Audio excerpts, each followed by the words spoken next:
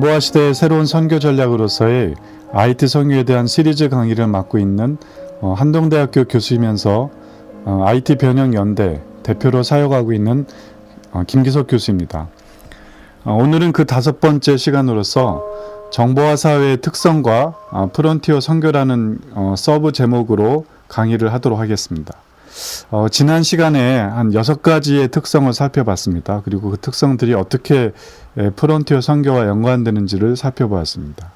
오늘은 그에 뒤에 이어서 한 8가지 정도의 어떤 정보화 시대의 특성을 살펴보고 또 그것이 선교와 어떻게 연관되는지를 나눠보도록 하겠습니다. 오늘의 첫 번째입니다. 전체적으로 7번째인데요. 사이버 공간을 통해서 새로운 세계적인 공동체가 형성되고 있다는 것입니다. 이 정보화 시대가 되면서 그동안 인류가 경험하지 못했던 새로운 그 개념이 사이버 공간입니다. 이 버추얼 스페이스라고도 얘기하고 사이버 스페이스라고도 얘기를 하죠. 그곳에는 사람들이 살아가는 그런 모든 형태의 어떤 기관 또는 이제 공동체 또는 이제 사람들의 그 여러 액티비티들이 그 사이버 안에 사이버적인 그 어떤 공동체, 사이버적인 기관, 또 사이버적인 액티비티로 바뀌어져서 어떤 그 일들이 일어나가는 그런 커뮤니티가 형성된 것입니다. 사이버 대학이 만들어졌고요. 그 사이버 대학은 한 번도 그 대학이라는 건물에 가지 않았는데요. 인터넷을 통해서 교육이라는 액티비티가 다 이루어지고요. 거기서 학위가 나옵니다.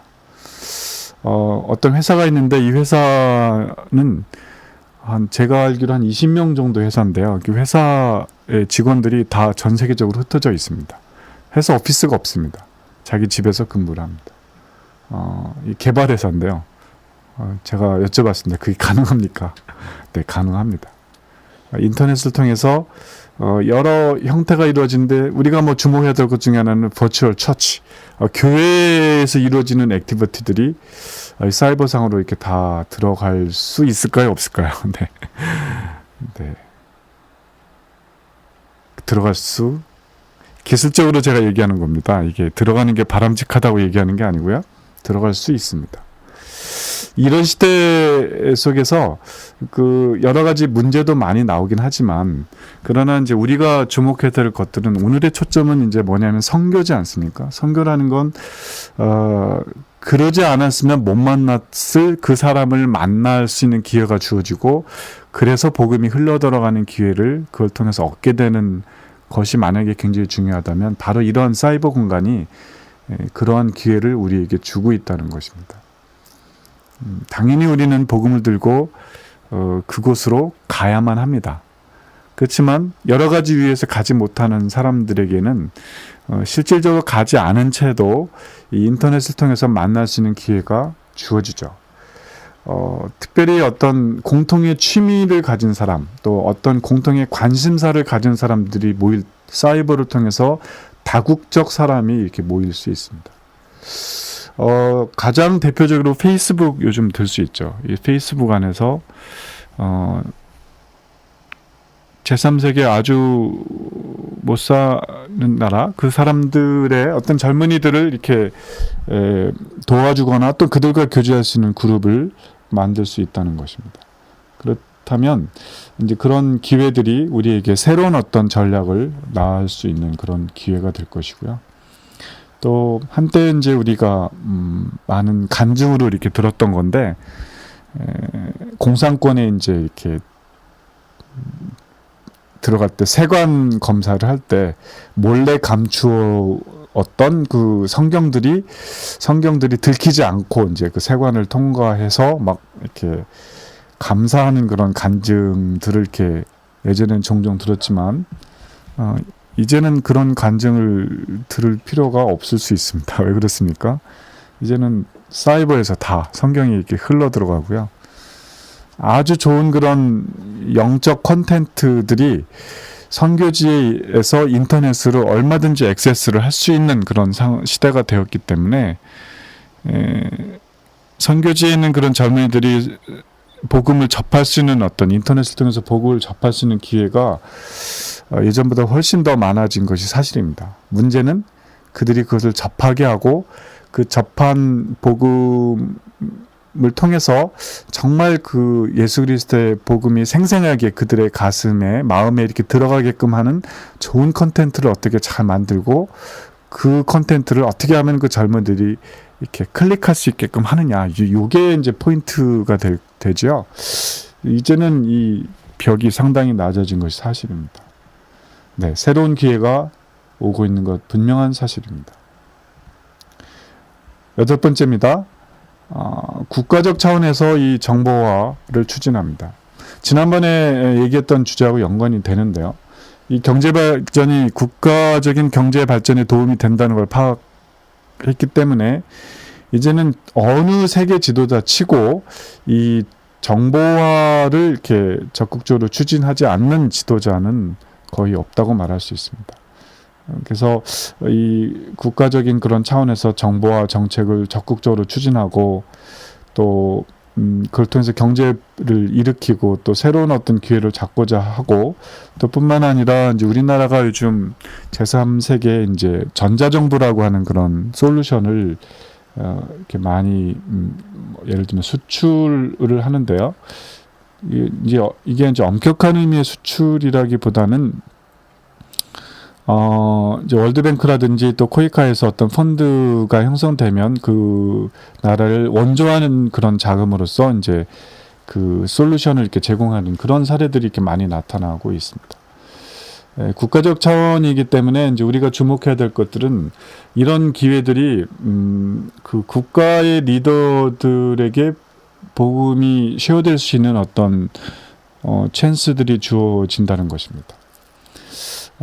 예수 그리스도께서 마국간에서 태어나시고 낮은 사람들에게 임하였기 때문에 우리의 선교가 정말 그 나라의 가난한 사람들, 아주 못 사는 그런 계층에 우선적으로 이제 복음이 전파돼야 된다는 그런 내용으로 이제 말씀하시는 많은 선교사님들을 보게 됩니다. 저는 그 말도 굉장히 또 동의하고 또 중요하지만 그것과 함께 또 우리는 다방면으로 또 특히 높은 계층에 대해서도 선교를 함께 이렇게 진행할 필요와 또 전략이 있을 수 있다고 생각을 합니다.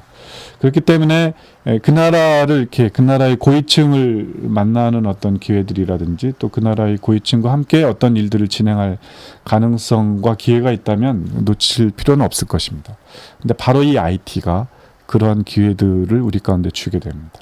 우리가 이 IT를 가지고 그 나라에 가서 그 나라의 법에 대한 어떤 그런 컨설팅을 진행하는 사례들이 일어납니다. 실질적으로 미얀마인가 어디 나라에 그 나라의 베트남이었던 것 같은데요. 입법 기관에 그 베트남의 이제 그 입법 그 법 중에 정보화에 관련된 법을 이렇게 쫙 골라가지고 정보화의 관점에서 이 법을 이렇게 수정해야 된다. 이런 것들을 이제 컨설팅을 하는 어떤 그런 프로젝트가 진행된 적이 있었습니다. 그런 식으로 제가 이제 말씀드리는 포인트는 국가적 차원에서 그들이 이 정보화를 추진하기 때문에 우리도 그 나라의 어떤 고위층과 함께 일을 하면서 그 나라를 돕는 어떤 그 기회들이 이렇게 있을 수 있다는 거죠. 어느 국가 지도자 치고 IT를 강조하지 않는 그런 경우가 없다고 얘기를 했는데, 방송으로 나가서 좀 조심스럽긴 하지만, 제 대표적인 것 중에 하나가 북한이죠. 북한의 김정일 위원장이 이제 평양 과학기술대학 설립을 이제 의뢰를 했을 때, 사실은 그게 이제 평양 과학기술대학이 아니고 원래 처음 초기 버전은 평양 정보기술대학, IT 대학을 이제 의뢰를 했던 거죠. 주목할 필요가 있습니다. 이렇게 IT가 그 나라에게 좀 정말 필요한 주제라는 거예요. 북한인 경우에는 꽤 예전부터 이 단번 도약이라는 그런 경제 용어가 있어가지고요. 그 경제를 단번에 일으키고 싶은데 경제가 단번에 일어나지 않죠. 그렇지만 IT는 그래도 적은 리소스를 가지고 머리만 있으면 도전을 해서 단번에 경제를 일으킬 수 있는 어떤 그런 가능성 있는 분야가 IT이기 때문에 이 북한인 경우에 IT에 상당한 그런 투자를 했고 또 IT 쪽으로 아주 우수한 인재들이 이렇게 많이 이렇게 들어와 있습니다. 정말 이들과 함께 일하고 또 이들을 섬기는 어떤 기회들이 주어지기를 소망합니다. 아홉 번째 그 요소 중에 이제 그 특성 중에 하나는 인터넷 무역망이라는 것, 전자무역, 전자상거래를 통한 전 세계 무역에 관한 부분입니다. 이제는 이제 그 인터넷을 통해서 우리가 매매를 하거나 또 이제 특별히 무역에 있어서 인터넷을 통해서 무역이 이루어지는 것이 굉장히 중요한 어떤 추세고 이미 이제 정착된 추세였습니다. 2000년대 초반에 우리나라인 경우에 이제 그 주부 인터넷 교실을 실행을 했는데요. 이 주부 인터넷 교실이 전 세계 무역의 변화와 무슨 관계가 있습니까? 네, 관계가 있습니다. 주부 인터넷 교실을 정부에서 추진해가지고 모든 그 우리나라의 주부들이 컴퓨터를 잘 쓸 수 있게끔 이렇게 재정을 투입하는 그런 사례들이 나타나기 시작을 했습니다. 왜 정부에서 돈을 투입을 해서 주부들이 다 인터넷을 쓰게끔 교육을 거의 무료로 이렇게 시켰는데 그런 많은 돈을 투입을 했을까요? 주부들이 할 일이 없으니까 좀 시간 보내고 또 취미생활 가지라고 이런 거겠습니까? 그렇지 않습니다. 정부에서 어떤 정책을 추진하면 거기에는 항상 이 배경이 있습니다. 뜻이 있습니다. 무엇을 위해서 어떤 정책을 추진하는 것. 그때 이제 정부에서 보니까 결국 전 세계 무역을 이렇게 잡는 나라가 전 세계를 이렇게 부를 취하게 되는데 앞으로 이 무역이 전자상거래, 인터넷을 통한 무역으로 바뀌게 되죠. 인터넷을 통한 무역으로 바뀌게 될 때 그 핵심이 되는 어떤 기술을 이렇게 우리가 미리 확보하고 있어야 그 새로운 시대가 됐을 때 그 시대를 이렇게 좀 앞질러 갈 수 있습니다. 그래서 그러려면 이제 내수가 충분히 확보가 되어야 되는 거예요. 이제 우리나라 국내 시장 안에서 인터넷 전자상거래가 활성화돼야 되는 거예요. 근데 그거 활성화되는 데 있어서 가만히 보니까 가장 중요한 어떤 바틀렉이라고 할까요? 그 병목 현상, 그 부분에 해당되는 부분이 주부들인 거죠. 가정 경제를 가장 많이 이렇게 주도권을 갖고 있음에도 불구하고 인터넷에 가장 취약한 세대가 바로 주부들이었습니다. 이 주부들에게 인터넷을 가르쳐야 우리나라 국내의 전자상거래 시장, 내수 시장이 활성화되고 또 그걸 통해서 전 세계 무역의 어떤 전자상거래 무역에 필요한 어떤 기술들을 확보할 수 있겠다라는 판단을 했기 때문에 굉장히 적극적으로 이 주부들에게 인터넷을 가르치고 했던 그런 시대가 있었습니다. 이 무역의 변화, 전자상거래를 통한 무역의 변화의 추세에 맞춰서 우리가 또 주목해야 될 것들은 많은 그런 제3세계의 어쩌면은 IT하고 관계없이 보이는 그 어떤 그런 농업이나 농산물을 이렇게 주력하고 있는 그 마을, 거기에 있는 특산품들, 이 특산품들을 만약에 그 마을에서 이 전자상거래를 통해서 전 세계에 그들의 특산품을 이렇게 판매할 수 있다면 그들에게는 아주 새로운 그런 어떤 비즈니스 기회를 얻고 마을 차원의 어떤 그런 창업이 가능한 어떤 그런 기회들이 주어집니다. 네, 이 인터넷 전자상거래에 관한 이 흐름에 대해서 우리가 주목할 필요가 있습니다. 10번째 특성입니다.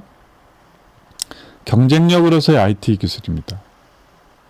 네, IT는 이제 누구나 다 교육을 받아야 될 그런 상황입니다.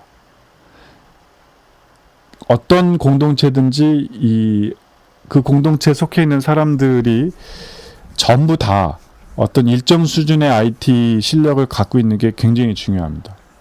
그래야 무엇인가를 새롭게 시도할 수 있습니다. 예를 물어보겠는데요. 제가 이제 한동대학교 교수로 가기 전에 삼성에서 이제 근무를 했었습니다. 특별히 이제 삼성 SDS라고 하는 그때 삼성 안에서 가장 IT의 선도적 역할을 했던 회사였습니다. 삼성 SDS는데 제가 다닐 때 직원이 한 5천 명 정도 됐었는데요. 어느 날 그 사장님께서 이제 발표하셨습니다.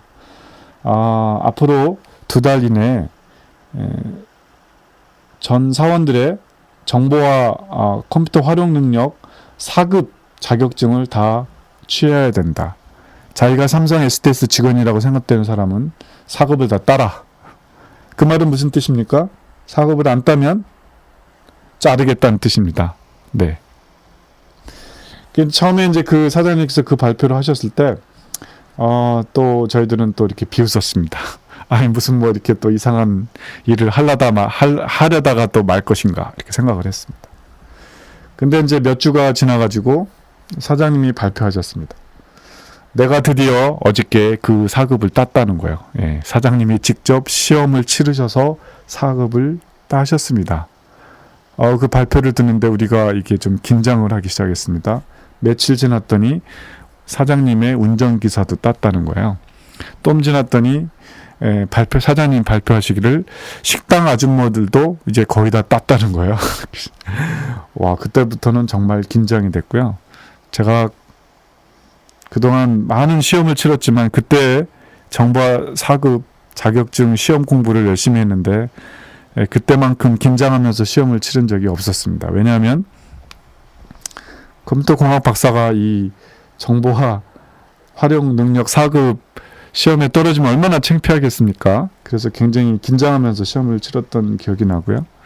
사장님께서 말씀하시기를 마지막이 되는 듀데이에 한 3일 전쯤에 어떤 박사가 전화가 오기를 내가 박사인데 회사에서 출장을 가가지고 지방에서 일하느라고 이 4급 자격증 못하는데 한 번만 봐주세요. 이렇게 사장님한테 전화가 왔답니다. 사장님 말씀하시기를 그래, 한 번만 봐줄 테니까 내일 모레까지 따. 사장님의 대답이셨어요. 그 기간 동안에 4급 자격증을 5천 명 되는 그런 삼성 SDS 직원들이 다 딴 거예요. 근데 이게 굉장히 중요한 겁니다. 다 따는 게 중요한 겁니다. 다 따는 게. 어느 수준 이상으로 컴퓨터를 활용할 수 있는 사람들이 거의 100%가 딱 되면은요. 그때부터 이제 삼성 SDS가 페이퍼리스 컴퍼니 추진하고 전자결제 추진하고 등등 이 정보화에 대한 속도가 급격히 속도를 내면서 그 회사의 경쟁력이 급격히 제고가 됩니다. 이게 정보화 시대에 어떤 회사면 회사, 국가면 국가, 어떤 공동체의 경쟁력의 그래프에서 가 이렇게 공식적으로 나와 있는데요. 그 그룹 안에서 일정 수준의 컴퓨터 활용 능력이 있는 사람의 수준이 올라갈수록 이렇게 90%, 91%, 92% 갈수록 경쟁력이 급격히 증가를 하는 거죠. 국가도 마찬가지예요. 그 삼성 SDS의 그때 그 사장님이 남궁석 사장님이셨는데요.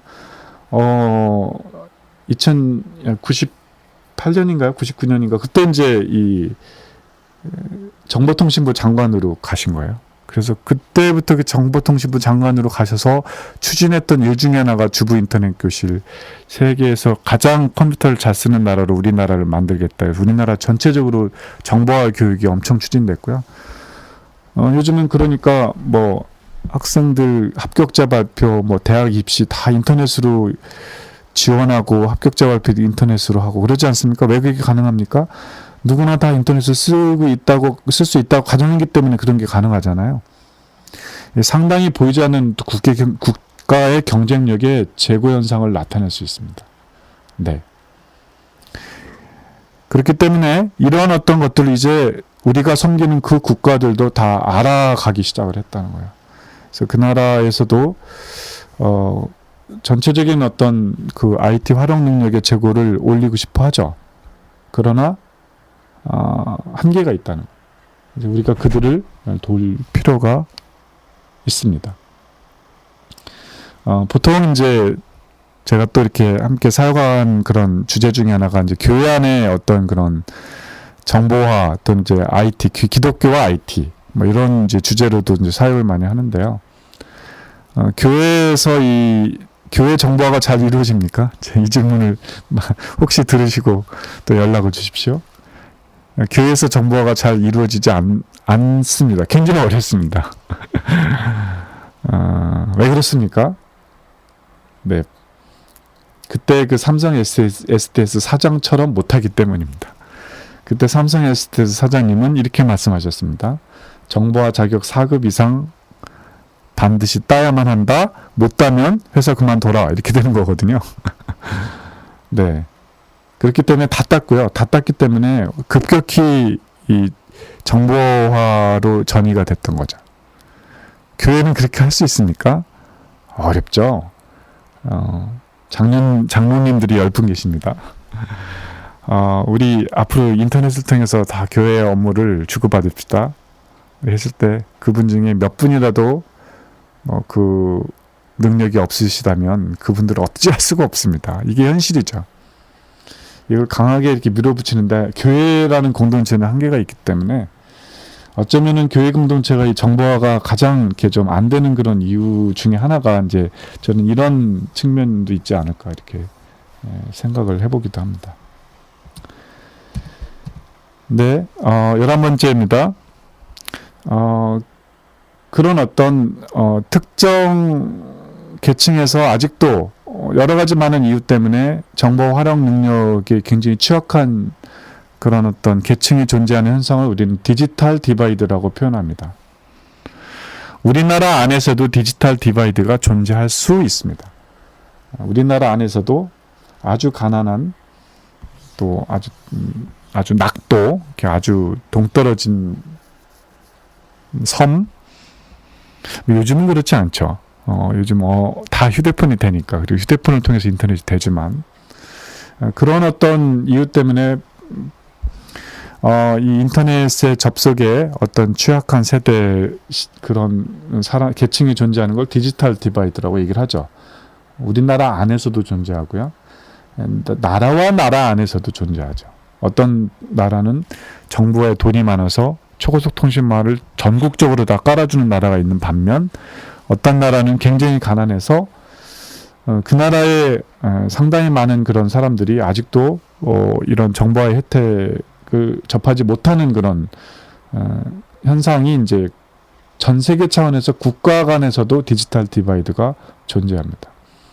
그래서 이런 어떤 그 부분들을 해결하는 것, 이것이 이제 굉장히 이 정보화 시대이기 때문에 어떤 국제 협력이라고 하는 그런 차원에서 많은 ODA 펀드가 형성이 돼가지고 이런 부분을 해결하기 위한 어떤 노력들이 진행되는 거죠. 우리나라에서 코이카를 통해서 상당히 많이 정보화 접근센터라는 이름으로 이제 많은 도시들에게 이 IT 센터를 이렇게 세워준 사례들이 참 많습니다. 그게 이제 이 문제를 해결하는 거죠. 정보화 접근센터, 정보화에 접근하지 어려운 사람들이 그곳에 와서 인터넷을 경험하고 컴퓨터를 배울 수 있도록 하는 그런 센터들이죠. 우리가 그들을 창의적으로 도와줄 필요가 있습니다. 정보 격차. 그래서 뭐 유엔이라든지 뭐 상당히 많은 곳에서 지구촌의 정보화 격차를 해소하는 그런 사례들이 많이 나타나고 있죠. 12번째 특성입니다. 새로운 세대, N세대가 형성되고 있죠. N세대가 이미 형성이 됐습니다. 그래서 이제 이 N세대라는 말은 이제 지금 나오는 거의 모든 그런 대학생들까지들이 다 N세대에 해당되는 거죠. 인터넷을 통해서 자라난 세대입니다. 심지어는 요즘 말이죠. 그 아주 어린 갓난아기 뭐 한 6개월 된 애들이 스마트폰을 쓰죠. 그쵸? 쓴다고 말하기는 좀 뭐하지만 스마트폰을 갖고 노는 그런 것을 통해서 그 스마트폰에 반응하는 그런 것이 이제 아주 어릴 때부터 이루어지는 거죠. 그 세대들이 가지고 있는 어떤 특성들이 있습니다. 제가 지난번 강의에서 N세대 무서운 아이들이라는 책이 있다고 그랬는데요. 한번 읽어볼 필요가 있습니다. 그 책에서 말하기를 앞으로 일어났던 정보화 시대가 이렇게 이제 정보화 시대에서 정말 많은 그런 사람들이 훌륭한 선생님이 되고자 하느냐, 또 훌륭한 목사님이 되고자 하느냐, 또 훌륭한 성공하는 비즈니스맨이 되고자 하느냐, 그렇다면 이 N세대와 특별히 정보화 시대에 대한 이해력과 통찰력이 있어야만이 그 일을 할 수 있다라는 그런 유지의 책입니다. 우리가 그들을 이해를 해야 되죠. 그들과 함께 어울려야 되고요. 스마트폰에 이렇게만 쓸 수밖에 없는 그런 걔네들의 그 마음에 대해서 우리가 어느 정도 이해를 하면서 해결책을 찾는 그런 것들이 필요하다고 여겨집니다. 그래서 정보화 시대의 아주 중요한 특성 중에 하나죠. 13번째입니다. 아까도 말씀드렸지만, 또 지난번에도 말씀드렸지만, 이제 새로운 직업들이 이렇게 많이 나오고 있는데, 이 새로운 직업에 있어서, 창의력이 굉장히 중요하다는 거예요. 아이디어죠, 아이디어. 아이디어만 있으면 뭔가 해볼 수 있습니다. 뭔가 해볼 수 있는 여지가 있습니다.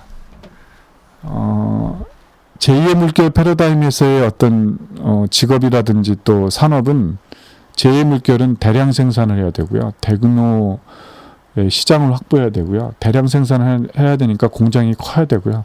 큰 공장을 이렇게 가동을 해야 되려니까 많은 인력이 필요하고요. 큰 공장과 많은 인력을 유지해야 되니까 초기 자본이 굉장히 크게 들어갑니다. 그렇게 해야만이 성공할 수 있는 그런 시대가 제2의 물결 시대였다면, 제3의 물결 시대는 인터넷을 통해서 창의력만 있으면 됩니다. 이 창의력에 관한 한 젊은 이들이 얼마든지 이렇게 도전할 수 있고, 또 특별히 제3세계에 있는 청년들 중에 창의력 있는 친구들 얼마든지 있고요. 또 보통 말하는 머리가 좋은 우수한 인재들이 평균적으로 어느 나라든지 평균적으로 다 우수한 인재들이 다 존재를 하죠. 그래서 포항에는 어떤 아주 유명한 그 공과대학의 경우에는 항상 베트남에 가서 이 베트남의 우수한 인재들을 이렇게 대학으로 이렇게 유학시키는 그런 일들을 계속 해오고 있습니다.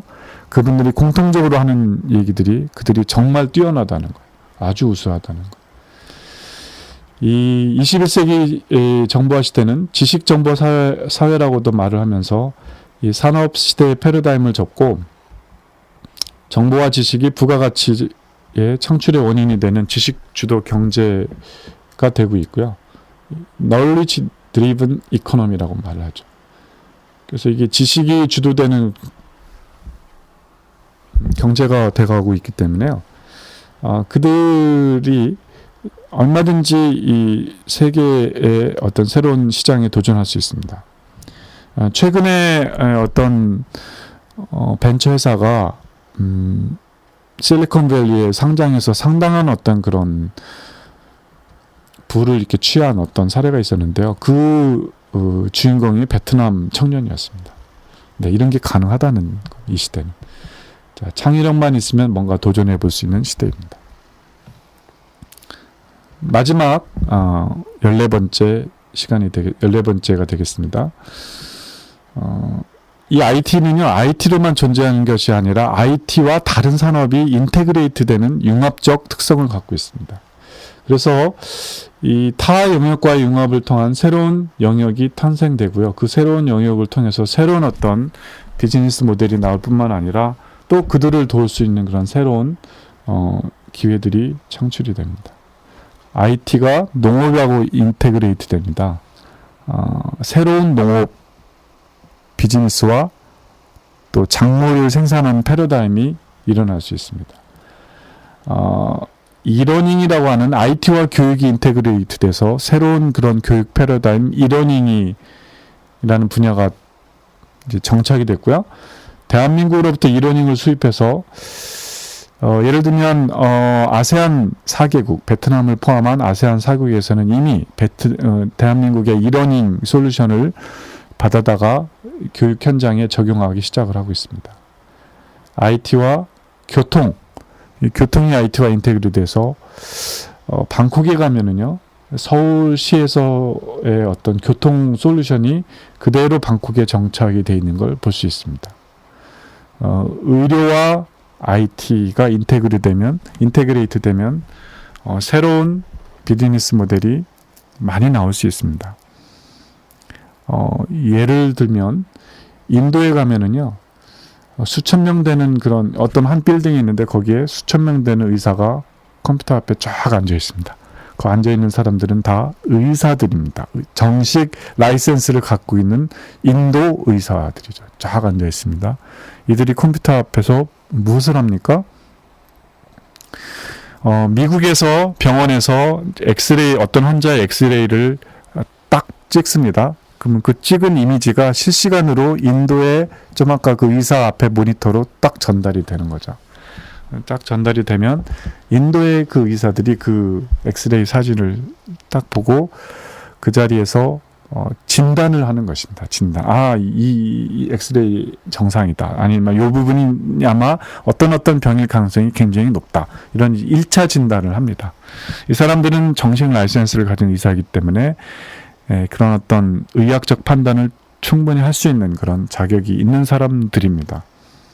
그럼 딱 그 자리에서 실시간으로 임정을 하면 거의 실시간으로 이렇게 판단이 되기 때문에 이 환자가 엑스레이를 딱 찍고 원래 자기가 진단을 받고 있었던 이게 미국 병원입니다. 미국 병원에서 어떤 미국 환자가 엑스레이를 딱 찍고 자기의 그 주치의한테 이렇게 걸어와서 딱 앉으면 그 주치의가 딱 보면 1차 진단한 결과들이 딱 나와 있는 거죠. 물론 그거에 그 주치의는 그거를 참고해서 최종적인 결정을 하지만요. 자, 이런 것들이 이렇게 새로운 어떤 비즈니스들이 많이 일어나고 있다는 거예요. 우리가 도시 선교를 얘기하지만 이제 이 도시와 IT가 융합이 되면 UCT라고 하는 새로운 유비쿼터스 시티, 도시 차원의 IT 정보화 아젠다가 이루어지고요. 국제개발협력이라는 분야도 IT와 국제개발협력이 이루어집니다. 제가 이제 한동대학교 안에 국제개발협력대학원이 있는데 제가 그 안에서 IT와 국제개발협력으로 여러 가지 연구와 또 학생들과 논문을 쓰고 있습니다. 그런 어떤 새로운 영역이 탄생하죠.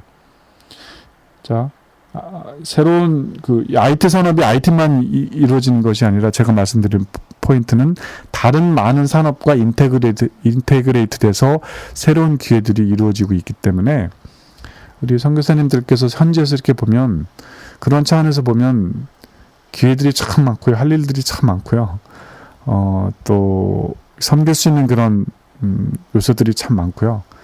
또 그런 섬길 수 있는 어떤 것을 이렇게 배경이 되는 그런 대한민국의 IT 코리아라고 하는 경쟁력 있는 기업들이 참 많습니다. 잘만 네트워크가 되면 아주 좋은 그런 기회를 얻을 수 있다는 것입니다. 자, 그래서 14번째 오늘 이제 마무리했습니다. 지난 시간에 이어서 오늘까지 대략 한 14가지 정도의 정보화 시대의 특성들과 그것이 어떻게 선교적으로 연관되는지를 살펴봤습니다. 다음 시간부터는요, 구체적으로 이제 이 IT 선교의 어떤 그런 모델들을 좀 하나씩 살펴보게 될 것입니다. 예를 들면 컴퓨터 교육센터를 통해서 어떻게 우리가 그것에서 사역을 할 수 있는지, 또 그걸 하려면은 또 어떤 것들이 필요하고, 또 커리큘럼은 어떻게 해야 되고, 이런 좀 그런 얘기들을 이제 하나씩 선교지에 우리가 아이들 통해서 접근할 수 있는 구체적인 모델과 그것을 어떻게 해야 되는지는 약간 구체적인 얘기들을 좀 살펴보도록 하겠습니다. 선교지에 있는 선교사님들, 특별히 제 강의를 듣고 이 IT 선교를 하고 계시거나 어떤 IT를 통해서 그나라를 섬기고자 하는 어떤 그런 소망을 갖게 되신 선교사님들이 계시다면 연락을 주셨으면 좋겠습니다. 그리고 또 특별히 미국이나 한국에서 IT 선교를 희망하거나 또 선교사를 IT로 돕기를 기대하는 사람들은 제게 이메일로 보내주시기 바랍니다. 제 이메일 주소는 peterkim@handong.edu입니다. peterkim handong.edu입니다. 이메일 주시면 이 IT 선교 동행 네트워크를 형성해서 정말 선교사님들을 돕고 또 함께하는 그런 일들이 일어나기를 소망합니다. 또 그런 일들을 구체적으로 추진해 보도록 하겠습니다. 감사합니다.